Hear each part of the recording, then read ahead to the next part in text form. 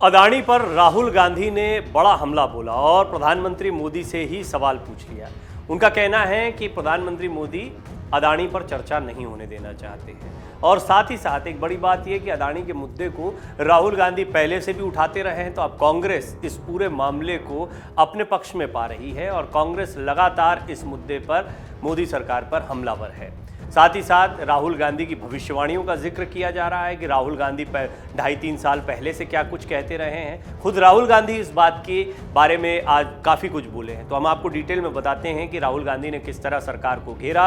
अदानी मुद्दे पर राहुल गांधी क्या बोले हैं ये हम आपको बताएंगे और साथ ही साथ आपको बताएंगे किस तरह से विपक्ष ने जगह जगह पर मोदी सरकार पर हल्ला बोल एक तरीके से कर दिया है।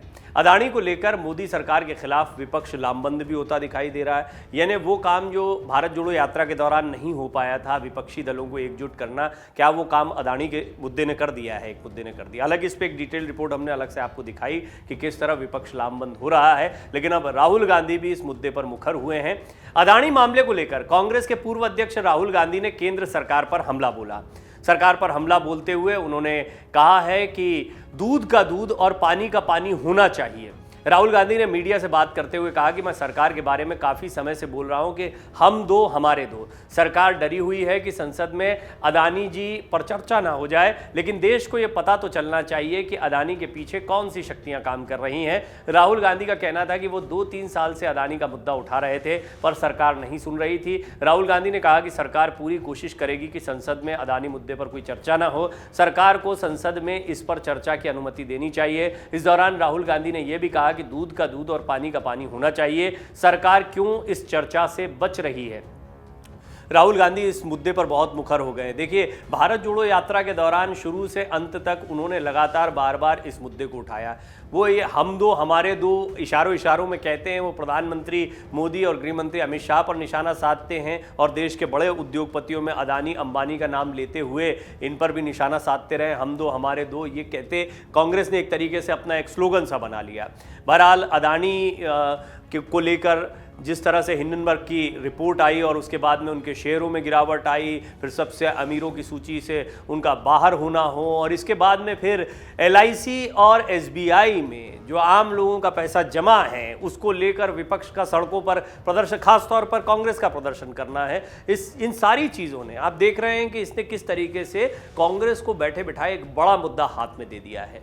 अब इसको इससे भी समझिए कि सोनिया गांधी ने कहा कि मोदी सरकार के निजीकरण ने राष्ट्रीय संपत्तियों को बहुत ही सस्ते में निजी हाथों में सौंप दिया है, इससे बेरोजगारी बढ़ती जा रही है। अब इसको बेरोजगारी से जोड़ा जा रहा है और कहा जा रहा है कि इन लोगों को फायदा पहुंचाने के लिए इनके हाथों में सस्ते दामों पर राष्ट्रीय संपत्तियों को बेच दिया गया, सौंप दिया गया है।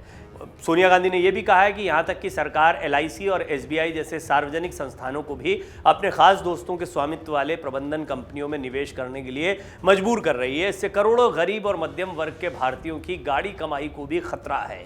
अब इसको एक बड़ा मुद्दा बनाया जा रहा है। इसी को लेकर JPC की मांग की जा रही है और साथ ही साथ में चर्चा की मांग की जा रही है। ये कहा जा रहा है कि LIC SBI में लोगों का पैसा सुरक्षित है, इस बात को पुख्ता किया जाए। राहुल गांधी इस मुद्दे को अब जमकर उठा रहे हैं। कांग्रेस समेत कई विपक्षी दलों के नेताओं ने सोमवार को अदानी ग्रुप के खिलाफ लगाए गए आरोपों से जुड़े मामले को लेकर संसद भवन के परिसर में महात्मा गांधी की प्रतिमा के सामने प्रदर्शन किया। विपक्ष ने संयुक्त संसदीय समिति यानी JPC गठित करने और सुप्रीम कोर्ट की निगरानी में मामले की जांच कराए जाने की मांग की। कांग्रेस का कहना है कि इस मुद्दे पर सदन में चर्चा भी होनी चाहिए और प्रधानमंत्री नरेंद्र मोदी को जवाब देना चाहिए। आपको बता दें, अमेरिका की शॉर्ट सेलर हिंडनबर्ग रिसर्च ने रिपोर्ट जारी करते हुए आरोप लगाया कि अदानी ग्रुप शेयरों के हेरफेर और धोखाधड़ी में शामिल रहा है। हालांकि अदानी ग्रुप की ओर से इन आरोपों को खारिज किया गया और इस पर कानूनी कार्रवाई की बात भी कही गई है। इस सबके बीच में कांग्रेस को बड़ा मौका मिल गया और किस तरह से मिला वो कांग्रेस नेता दिग्विजय सिंह भी बता रहे हैं। उन्होंने दावा किया और कहा कि राहुल गांधी ने पहले ही बता दिया था कि अदानी समूह की कंपनियों के शेयर कीमतों में जबरदस्त उछाल एक बुलबुला है जो जल्द ही फूट जाएगा। दिग्विजय सिंह ने कहा, लोकसभा में एक सुरक्षाकर्मी ने राहुल गांधी को बताया कि अदानी समूह के शेयर अच्छा प्रदर्शन कर रहे हैं। उन्होंने यानी राहुल गांधी ने उससे कहा कि यह सिर्फ एक बुलबुला है जो जल्द ही फूट जाएगा। दिग्विजय सिंह ने कहा कि 1 महीने बाद ठीक ऐसा ही हुआ है। दिग्विजय सिंह ने कहा कि कोरोना वायरस महामारी के दौरान अधिकांश लोगों की आय गिर गई, लेकिन पूंजीपतियों का बाजार पूंजीकरण बढ़ गया। उन्होंने कहा, यह समझना मुश्किल है कि जब बाजार बंद रहा तो कारोबारियों का बाजार पूंजीकरण कैसे आसमान छू गया। दिग्विजय सिंह ने यह भी कहा कि भारतीय जनता पार्टी ने 2014 में वादा किया था कि वो विदेशों में जमा काले धन को वापस लाएगी, लेकिन पिछले 9 वर्षों में ऐसा कुछ भी नहीं हुआ है।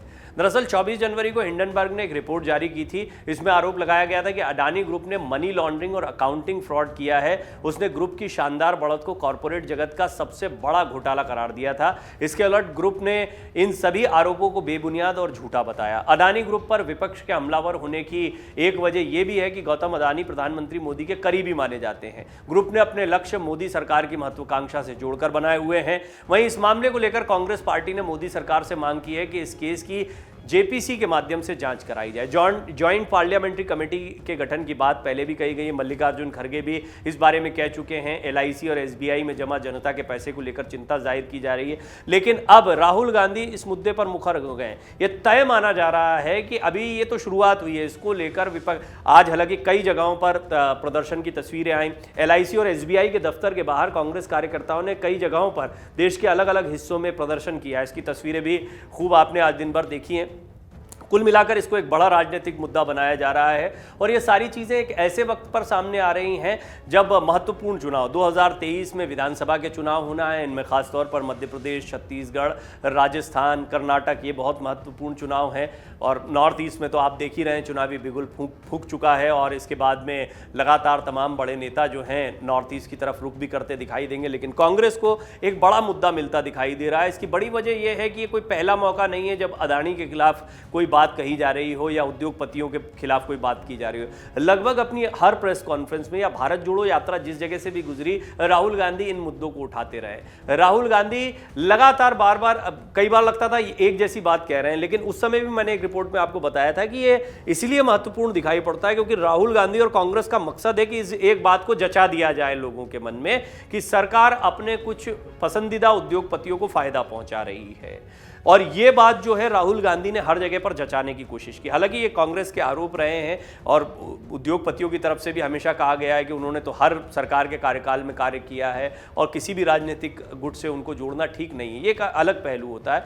लेकिन कुछ उद्योगपतियों पर हमला करते हुए कांग्रेस की रणनीति जो है साफ तौर पर इस ओर इशारा करती है कि कांग्रेस तो कम से कम ये मानती है कि ये प्रधानमंत्री मोदी के करीबी रहे। बहरहाल ये कांग्रेस की अपनी एनालिसिस रही, यही वजह रही कि राहुल गांधी कई मोर्चों पर अडानी अंबानी के खिलाफ बोलते दिखाई दिए हैं। और जब अडानी के खिलाफ एक रिपोर्ट हिंडनबर्ग की आई और इसके बाद उनके खिलाफ एक माहौल बना, उनको कई ऐसे अपने कदम जो बहुत ही महत्वाकांक्षी कदम थे उनको पीछे खींचना पड़ा, तो इसके बाद में कांग्रेस को एक बड़ा मौका मिल गया। अब कांग्रेस इसको बड़ा राजनीतिक मुद्दा सड़कों पर भी बनाने की तैयारी में है। राहुल गांधी कह रहे हैं मैं तो 2.5-3 सालों से ये बात कहता आ रहा हूं, अब ये बात सत्य साबित हुई है। प्रधानमंत्री इस पर चर्चा करवाने से बचना चाहते हैं। लोगों का पैसा जो एसबीआई, एलआईसी में जमा है वो खतरे में है। अब इसको लेकर किस तरह की रणनीति आगे कांग्रेस बनाएगी ये देखने वाली बात है। लेकिन आपको क्या लगता है, आप अपनी राय जरूर रखें। आपको लगता है कि राहुल गांधी जो मुद्दा उठा रहे हैं उसके बाद में जेपीसी की मांग हो या संसद में इस पर चर्चा हो, इसको लेकर आपको क्या लगता है, क्या इस पर चर्चा होनी चाहिए?